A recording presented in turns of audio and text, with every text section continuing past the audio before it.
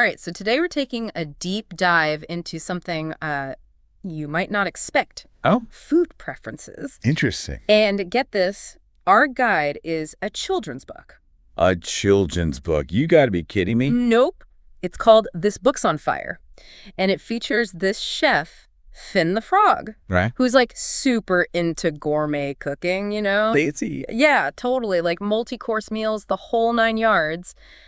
But he's about to get schooled. Oh, really? How so? Well, this very hungry kid shows up at his door, and Oh. yeah, their idea of a good meal is a little different from Finn's. Sounds like a recipe for disaster. It kind of is, but it's also really funny. Okay, I'm intrigued. And it really makes you think about, like, why are we so obsessed with certain foods, you know? That's a great question.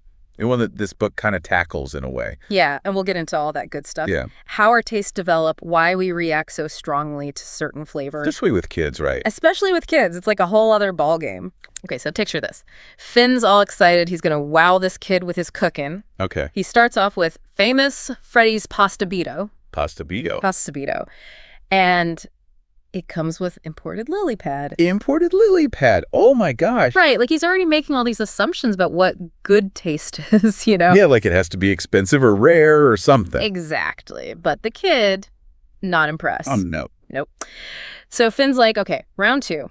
Brings out Granny's meatloaf with his special flair, which he claims is simply the best. Oh, boy.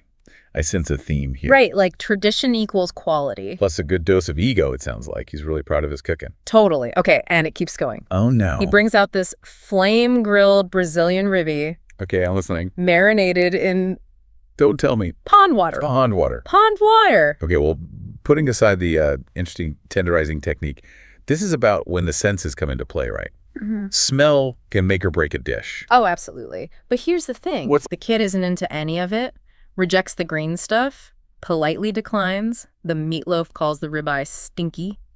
Poor Finn. I know, right?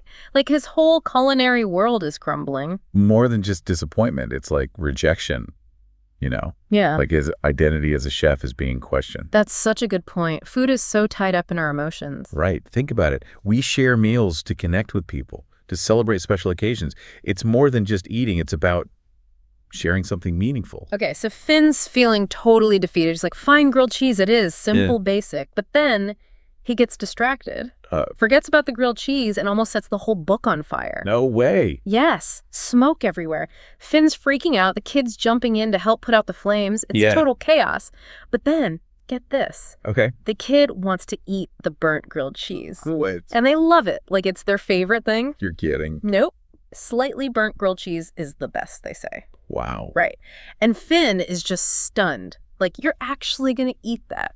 Yeah, I can imagine his surprise. But the kid insists, and it's like a light bulb goes off for Finn. He realizes he messed up. Totally. He should have just asked what the kid liked instead of assuming he knew best. Such a good lesson. Right. Communication is key, especially when it comes to food. Yeah, food is so personal, so subjective. And especially with kids, right?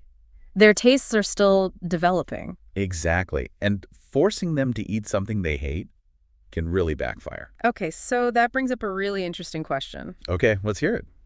Why do we even develop such strong food preferences in the first place? And what do those preferences say about us? Yeah. Beyond just, what our taste buds like. Exactly. Like, what's the story behind our taste? Ooh, I like that. Oh. What's the story behind your taste? So think about it. What's a food you love that other people might think is weird? Yeah, keep that in mind as we continue our deep dive. It really is amazing, how much goes into why we like the foods we like. Right. Like, it's not just about taste buds. It's like a whole combination of stuff.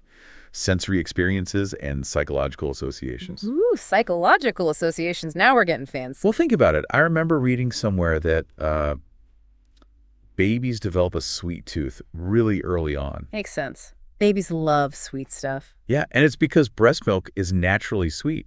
So it's like our brains are already looking for those high-energy foods from the get-go. Wow, that's fascinating. Yeah, and as we grow up, those preferences, they change based on our experiences. It's just nature and nurture. Totally. Like comfort food. Why does mac and cheese make people feel all warm and fuzzy? Because it takes you back, doesn't it? Like to childhood. Yeah, like a culinary time machine. Exactly. And those early food experiences, especially good ones, like being cared for, they stick with us. It's not just the taste, it's the whole experience. Right. The smells, the sounds, the people we were with. Like Finn and his granny's meatloaf. Oh, yeah, with his special flair. He's trying to recreate that feeling, that sense of family tradition. Hoping the kid will feel it too. But it didn't work out so well. Nope. And that brings us to another important point. The senses. Taste is just one part of it. Right, like texture, smell, even the sound of food. Can totally change how we feel about it. And those are all subjective too. What one person loves, another person hates. Like avocados. Some people think they're amazing and others are like, "Ew, get that away from me." I know exactly what you mean. And speaking of things that might make you go, "Ew," what about Finn's pond water ribeye? Oh my gosh, yeah, the infamous pond water ribeye. That scene is all about smell. Smell is so powerful, it goes straight to our emotional center. So some things smell amazing and others, well. Not so much. Which is a great transition to our next topic.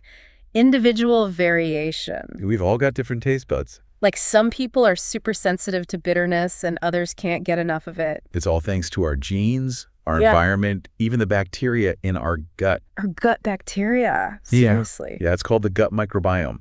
It's a whole ecosystem in there affecting how we digest food. That's wild. So food preferences are really personal. Very personal. Yeah. And it's so important to respect that. Like Finn should have respected the kids' preferences instead of Assuming everyone likes the same stuff is a recipe for disaster.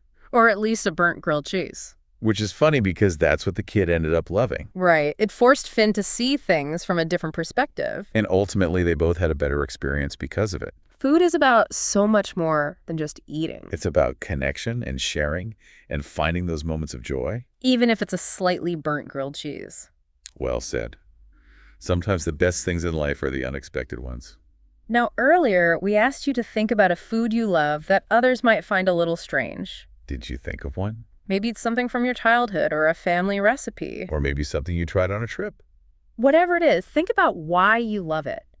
What does it tell you about yourself? Understanding those stories helps us appreciate the different ways people experience food. It's like a tapestry of tastes and experiences. And now, as we head into the last part of our deep dive, I want to ask you something else. Okay, what's that? How can we be more respectful of different food preferences in a world with so many different cuisines? It's a great question. One that really makes us think about food and culture. It really is a great question. It makes you realize food isn't just about what you like or don't like. There's a whole cultural side to it, too. It's part of who we are. Exactly. Yeah. And when we try foods from different cultures, it can be eye-opening. But it can also be kind of awkward if we're not careful. Oh, yeah, for sure.